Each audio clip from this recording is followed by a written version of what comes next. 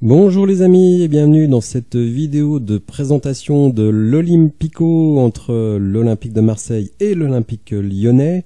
Alors, vous le voyez à l'écran, le slogan de l'OM droit au but. Est-ce que ça va être droit dans le mur? On va voir ça ce week-end. Il faut dire que, selon la bonne vieille expression, est-ce que les mouches auraient changé d'âne? En effet, il y a 3 semaines, l'OM c'était merveilleux, c'était deuxième du championnat, c'était en route pour la qualif en Ligue des Champions, c'était le génie Pablo Longoria, le génie Igor Tudor, etc., etc., des joueurs extraordinaires, Alexis Sanchez, Nuno Tavares, enfin bon bref, on entendait un peu tout et n'importe quoi, et il semble que depuis quelques matchs, eh bien, la tendance se soit quand même nettement inversée. Avec hier une élimination pour le moins ridicule quand on regarde ça de l'extérieur et terrible pour les joueurs de l'OM, puisqu'ils sont éliminés de la course dans la Ligue Europa lors de la dernière minute sur une contre-attaque. Vous allez voir, il s'est passé des choses qui, à mon avis, peuvent peut-être avoir une incidence sur le match de dimanche.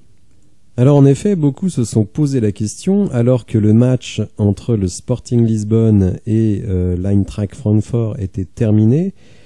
À ce moment-là, donc avec un 1-1 face à Tottenham, Marseille allait se qualifier se reverser donc dans la Ligue Europa, face à un deuxième de groupe, donc plutôt, on va dire, un tirage plutôt favorable. Et eh bien une contre-attaque donc est intervenue pour Tottenham, qui a donné la victoire à Tottenham et donc a éliminé de toute Coupe d'Europe l'Olympique de Marseille. Alors, les joueurs et l'entraîneur ont des versions pas tout à fait identiques.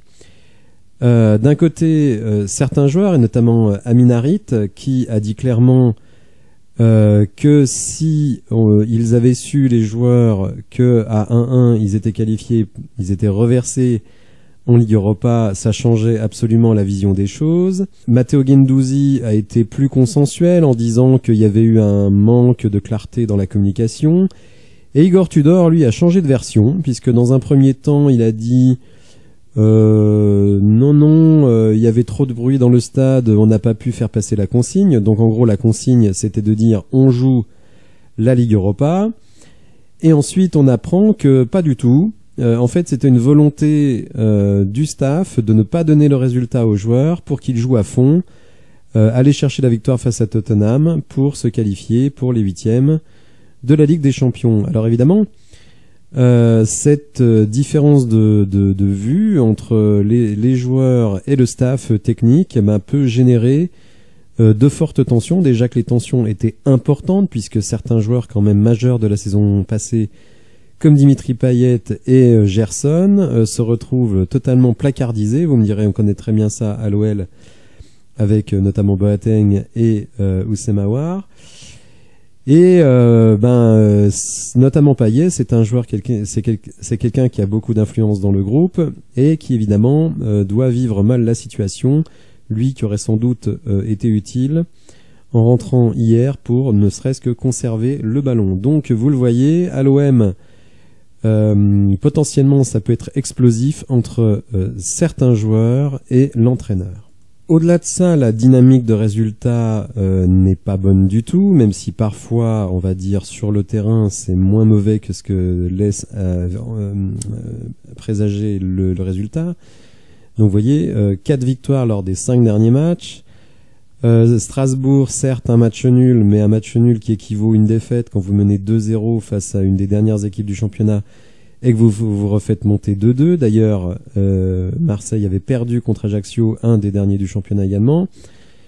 Donc vous voyez, depuis un mois, eh bien, c'est des contre-performances, des coups dans la tronche, et finalement la seule victoire, c'est face au Sporting, réduit à 9 contre 11.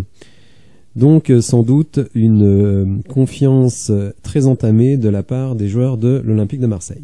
Pour l'OL, on ne va pas dire que le soleil brille, mais disons que rester sur 2 victoires, et notamment une à l'extérieur et une face à un de nos rivaux directs, eh bien c'est plutôt encourageant. On va pas dire que c'est super, mais disons que pour le moment c'est plutôt encourageant. Donc on peut dire que d'une certaine manière, les courbes se croisent entre les deux équipes, c'est pour ça les mouches ont changé d'âne, avec un point d'interrogation. Est-ce que Lyon n'est pas sur une phase montante et Marseille sur une phase descendante? Lyon sur une montée en termes de confiance et Marseille sur une descente en termes de confiance. Ce qui est assez amusant, c'est que dans le couloir du vélodrome qui mène sur le terrain, il est indiqué que il n'y a qu'un seul Olympique, c'est l'Olympique de Marseille, mais si on regarde la réalité du terrain, sur les 15 derniers matchs de championnat, je précise, eh bien l'OL est à 8 victoires, 6 nuls et une seule défaite. Et même la saison passée où on était en grande difficulté et que l'OM a fini deuxième, on les bat 2 fois, et notamment ce magnifique 3-0 à Marseille qui restera une des rares satisfactions de l'ère Peter Bosz. Mais vous voyez que sinon, on ne perd pas contre Marseille, sauf effectivement ici. Match très frustrant d'ailleurs, si je me souviens bien, car on n'aurait jamais dû perdre. Je crois que c'est Payet qui met un doublé. Et c'était assez énervant de voir un joueur avec 10 kilos de trop vous mettre 2 buts dans le match. Enfin bon, bref. C'est du passé, regardons le futur. Mais vous voyez quand même que historiquement, sur les 5 dernières années, on domine, enfin même je crois qu'il faut remonter à 2014, voilà, 2014 ici, pour voir une victoire de Marseille, hormis donc celle de ce fameux 2-1. Donc évidemment, on est en position très favorable et avec une confiance, parce que même si les joueurs ont changé, même si les coachs ont changé, même si le président a changé, dans le club, recevoir Lyon, je pense que ça fait quand même un peu frissonner, parce qu'on sait qu'on n'arrive pas à battre ces équipes. Alors vous me direz, nous on n'arrivait pas à battre Lille, on a réussi, donc les Marseillais peuvent se dire la même chose. Mais ce qui est certain, c'est que les dynamiques sont clairement différentes, avec une équipe de l'OL plutôt en gain de confiance, alors que Marseille semble quand même au fond du trou. Un des points négatifs pour l'OL, c'est évidemment les démêlés judiciaires de Jérôme Boateng, qui aujourd'hui mercredi est allé à Munich pour assister à son procès qui est en appel. Alors bien que ce soit un appel, apparemment ce ne sera pas encore la fin de la procédure, puisqu'il pourra, comme vous le voyez ici, faire un dernier recours devant le tribunal fédéral. Cette affaire effectivement nous pose un petit peu souci. C'est quand même une histoire de violence conjugale.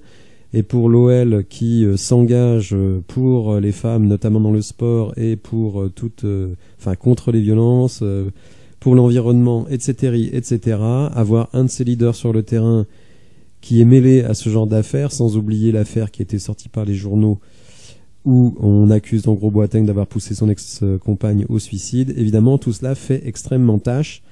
Mais bon, pour le moment, c'est de la réelle politique. Tant qu'il n'est pas condamné, il est présumé innocent. Alors pour les besoins de la vidéo, j'ai fait quelques petites recherches sur toutes les équipes qui ont soit fait match nul, soit battu l'Olympique de Marseille cette saison. Donc en 2022-2023, sachez que Marseille joue donc avec 3 défenseurs centraux et des pistons. C'est un système totalement immuable dans cette équipe, et donc j'ai regardé les équipes qui avaient pris des points, comment elles étaient organisées face à Marseille, et à chaque fois, sauf le match à domicile du PSG où on avait 4 défenseurs centraux, victoire 1-0 du PSG, et bien à chaque fois les équipes en face jouaient avec 3 défenseurs centraux et des pistons. Donc même si je ne suis pas hyper fan de ce système, je pense que Laurent Blanc va continuer avec ce système. Le but évidemment, c'est de limiter l'apport des pistons de l'OM, notamment Jonathan Klaus, qui, même s'il est plutôt sur la descendante ces derniers temps, fait une saison tout à fait correcte. Je me suis permis, mais ça c'est uniquement ma façon de voir, de mettre Le Penant à la place de Maxence Cacré, qui me déçoit énormément. Alors il a fait un bon match à Montpellier, mais on voit que dès qu'il faut apporter un peu de technique, malheureusement il est plus là. Donc je préfère qu'il rentre en rotation. Je trouve que Le Penant apporte plus de sécurité sur le plan technique. Je me suis permis aussi de faire descendre un petit peu Alexandre Lacazette pour pas qu'il aille se marcher sur les pieds avec Moussa Dembélé. Donc en fait, le système que je propose, c'est un 3-4-2-1. Donc avec un Lacazette qui décroche un petit peu, en espérant voir des relations techniques ici avec Mendes, Gusto, Dembélé, et de l'autre côté, le Penant Tagliafico, qui est une des très bonnes satisfactions de cette saison, et qui déborde énormément. Alors là, j'ai mis Oussem Aouar, mais il n'est pas totalement impossible que Laurent Blanc fasse confiance à Jeffrey Adelaide, qui je trouve a été plutôt intéressant, pas parfait, ça c'est sûr, mais plutôt intéressant dans ses rentrées sur les matchs où Laurent Blanc lui a fait confiance en rotation. Alors si on jette un coup d'œil rapide sur le classement du championnat, évidemment on va se rendre compte que aller gagner à Marseille, ce serait un coup exceptionnel pour l'Olympique Lyonnais à un match de la trêve, puisque en cas de victoire, on reviendrait à 1 point de l'OM. Donc évidemment, par rapport à la situation il y a quelques semaines, vraiment une progression fulgurante. Certes, on voit Lens encore très loin, Lens qui ne laisse pas grand-chose, hein, vous voyez, une seule défaite, meilleure défense du championnat avec le PSG, et Rennes qui est en plein boom, hein, vous voyez la série de victoires impressionnante du Stade Rennais, Lorient qui marque le pas et qui va prendre le PSG, donc ça va quand même être délicat. Monaco de son côté va jouer Toulouse, équipe pas facile à jouer. Bon, a priori, Monaco, on sait jamais trop avec eux, mais bon, en déplacement, on sait pas trop ce qu'ils peuvent faire. Et Lille qui reçoit Rennes, donc forcément, chacune des deux équipes ne prendra pas 3 points, donc c'est l'occasion pour nous de prendre des points, soit sur Lille, soit sur Rennes.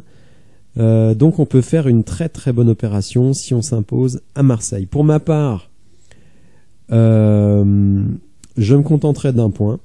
C'est pas très glorieux, mais bon, je me contenterai d'un point, puisque si derrière on bat Nice, ici, eh bien on arriverait à l'objectif de 10 points que j'avais fixé sur 5 matchs pour Laurent Blanc, hein, 10 points, c'est-à-dire 2 points par match avant la trêve de la Coupe du Monde. Alors, je vous invite, si vous êtes sur Twitter, donc à aller voir mon compte, donc Ted McNulty, avec un petit sondage que je viens de lancer, donc pour le moment, il n'y a pas de votant, vous voyez, lancé il y a 5 secondes, où je vous demande votre pronostic, donc entre l'OM, le nul et l'OL pour dimanche. Voilà, j'espère que vous avez apprécié la vidéo. Si c'est le cas, n'hésitez pas à la liker, à me mettre également dans les commentaires votre point de vue sur cet Olympico. À liker la vidéo donc et à vous abonner, c'est très important. On a toujours les 500 abonnements en vue, mais pour le moment ça ne progresse pas trop. Et je vous dis à bientôt pour de nouvelles infos, notamment quand nous aurons la composition d'équipe. Merci de m'avoir suivi, au revoir.